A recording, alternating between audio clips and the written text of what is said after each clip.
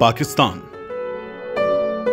एक अज़्म, एक मंजिल, एक ख्वाब की रोशन ताबीर, एक जज्बा जिसके तहत हासिल की गई साम्राज्यी कुव्वतों से आजादी।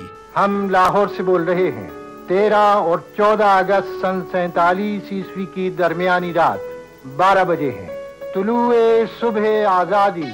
लेकिन 7 दहाइयां गुजर जाने के बाद भी पाकिस्तान हकीकी आजादी से महरूम क्यों? जमीन का टुकड़ा तो हासिल कर लिया, पर उन नादीदा जंजीरों का क्या जिन्होंने हमें असीर बना रखा है? हम उस हकीकी आजादी से आज भी महरूम क्यों हैं? जो था कायद का विजन और इकबाल का ख्वाब, अब पहुंचा है फैसला कुन वक्त। अब होंगे पाकिस्तान की किस्मत के फैसले पाकिस्तान में, किसी बैरूनी मुदाखलत के बगैर।